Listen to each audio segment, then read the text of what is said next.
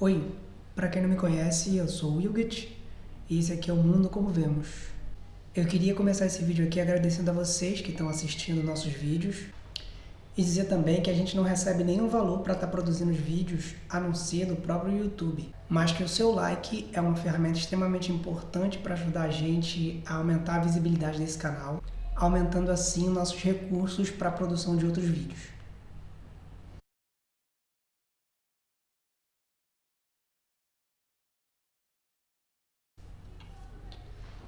E no vídeo de hoje eu vou estar respondendo uma pergunta de um inscrito aqui do canal e que eu achei extremamente interessante. Eu tive que destrinchar essa pergunta dele em algumas questões porque ela é um pouco longa, mas eu não vou estar colocando o nome dele aqui, nem a pergunta, porque para não gerar um constrangimento e tal, eu acho que assim fica um pouco mais interessante para vocês se sentirem mais livres de mandarem as perguntas e eu fazer igual eu fiz aqui, faço uma análise da pergunta e dou uma resposta sem precisar ficar, sei lá, falando de quem é a pergunta e tudo mais e tal. Beleza? E ele começa a pergunta dele da seguinte forma: Bom dia, sou de uma pequena cidade próxima a Cascavel, portanto, muito próximo a você. Com relação à quarentena, tivemos uma vertical, onde a economia foi favorecida. Tivemos um crescimento de contratações de 6%, tá? Cara, legal, muito bom que você teve que a cidade aí teve um crescimento de 6% na contratação de algumas pessoas, né? Na área industrial, creio eu. E eu queria que outras cidades do Brasil também pudessem ter tido esse crescimento aqui, né? É muito legal. Ele continua a pergunta da seguinte maneira: Tivemos vários casos de Covid, porém ninguém com gravidade. E foram infectadas muitas pessoas. Legal também, cara, saber que não teve pessoas com muita gravidade aí no lugar onde você mora. Ele continua a pergunta: Cidades do nordeste do país, onde houveram até prisões de pessoas na praia, estão com 15% da população infectada. Partindo para o efeito rebanho, onde 60% da população infectada, o vírus perde a agressividade. Então, ele basicamente diz nesse trecho aqui que quando nós passarmos a ter 60% da população infectada, o vírus perde a agressividade. Eu não consegui entender muito bem essa relação desses 15%, até porque não dá para considerar só as cidades do Nordeste, mas se nós formos considerar o dado de que a partir de 60% da população estando infectada, o vírus perde a agressividade, nós teríamos que considerar 60% de toda a população brasileira, pelo menos, né?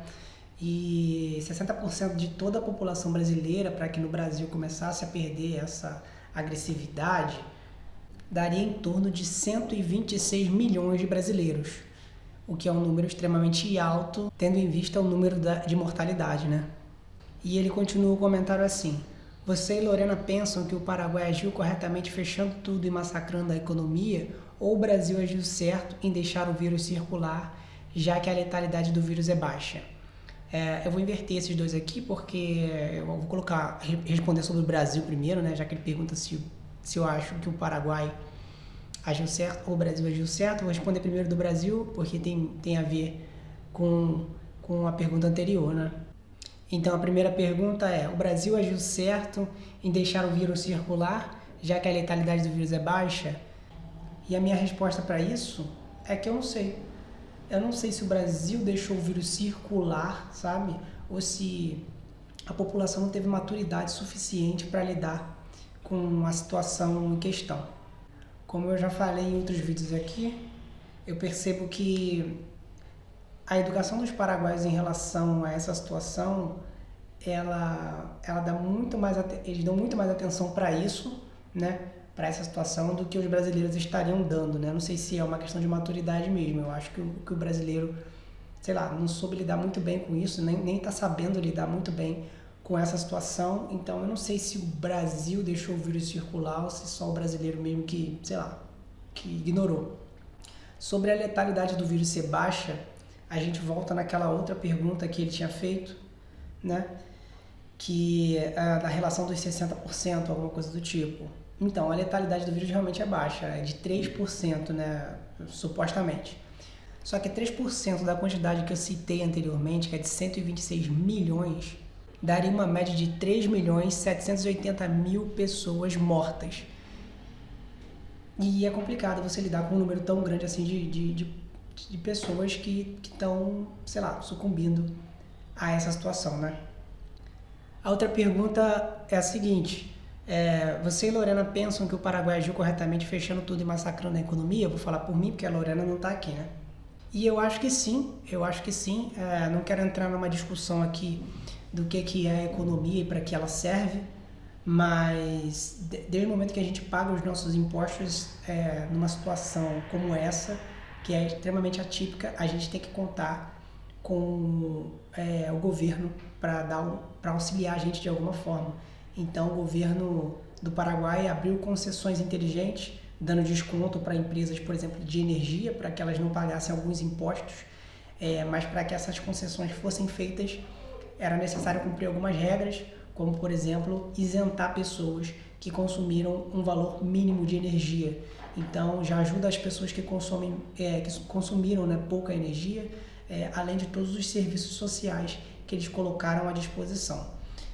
O Paraguai também colocou o exército nas ruas para ajudar as pessoas a fazer transporte de alimentos para áreas mais necessitadas e tudo mais. Eu vou fazer um vídeo sobre isso, só sobre as coisas que o Paraguai anda fazendo. E uma coisa muito interessante aqui também é que no Instagram do presidente do Paraguai, ele faz semanalmente um relatório falando o que foi feito durante a semana, para que os paraguaios possam ter uma noção do que está sendo feito no país, né? Então eu acho que isso é uma coisa muito importante, dar uma satisfação para as pessoas que são as pessoas responsáveis por colocar você nesse cargo público, né?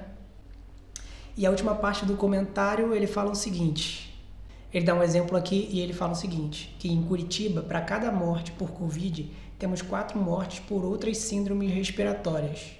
Isso também é uma coisa um tanto quanto peculiar, que eu acho que as pessoas levam para um lado que não deveria levar, sabe?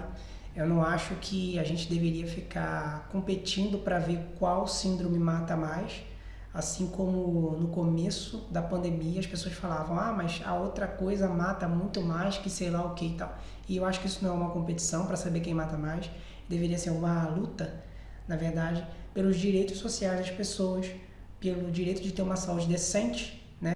De poder combater isso de uma forma digna e com responsabilidade. Afinal de contas, o Brasil é um dos países que mais cobra impostos no mundo. Então, a gente tem que começar a pensar um pouco mais sobre como o nosso dinheiro está sendo investido, porque, sinceramente, enquanto eu morava no Brasil, eu não via nenhum retorno do meu imposto, do meu dinheiro. Eu não tinha nenhum tipo de lazer nem qualidade de vida lá.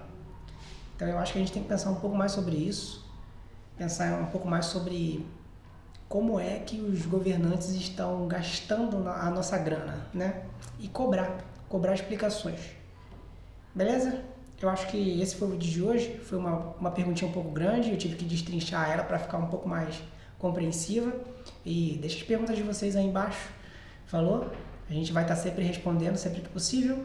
Um abraço, não esqueça de deixar o like no vídeo e se inscrever no canal. Beijo, é nóis.